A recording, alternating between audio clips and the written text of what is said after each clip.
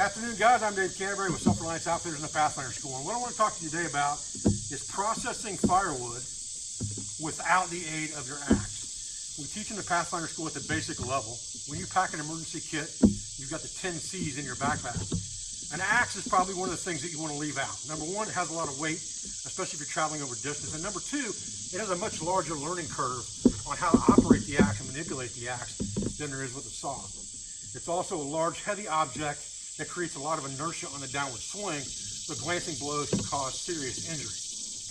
Axes are much harder to use in general than a saw, so we advocate saw use. With that comes the problem of being able to process your wood without the axe, and we're going to do that right now. Stay with me.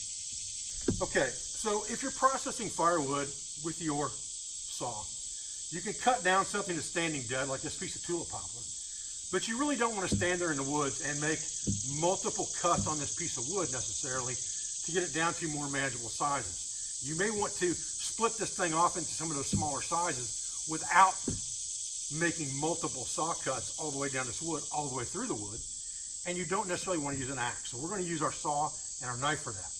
What we're going to do is, I'm going to put this knife back in the sheath for a minute until we use it. What we're going to do is, let's just say that we want a section of this wood to come off and split, but we don't want to stand it up and split the entire thing at one time.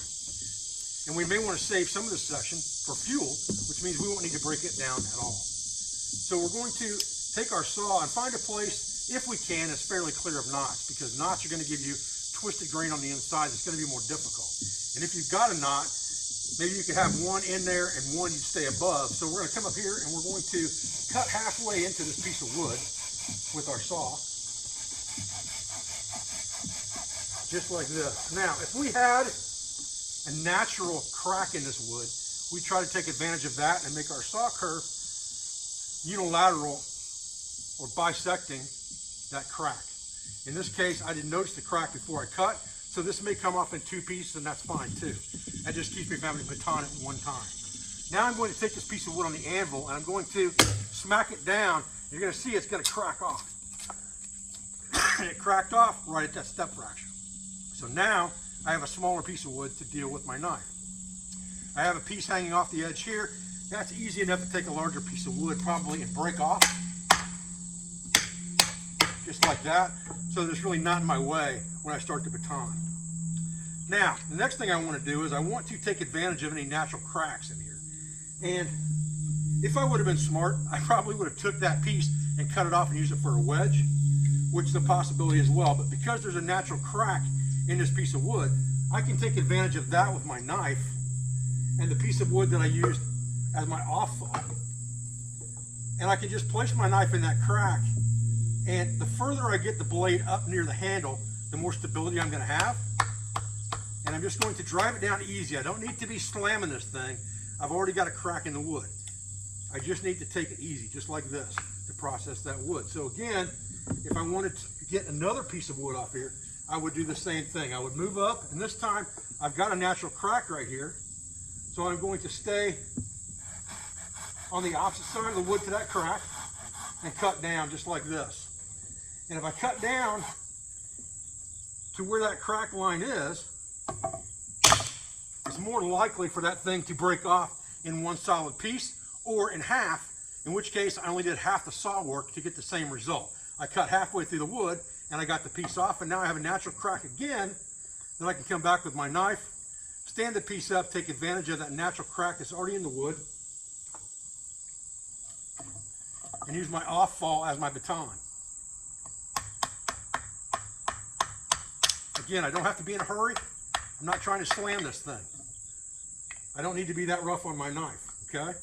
But even a small knife like this 4-inch knife can be used to process smaller pieces of wood for kindling if you're careful with what you do. You always want to look for pieces of wood that are clear of knots if you can find them, because that's going to give you difficulty in batoning. You also want to think about how wet or dry that wood is and what type of wood it is to begin with. Softer woods like tulip poplar are going to be easier to split when they're dry than oak or hickory.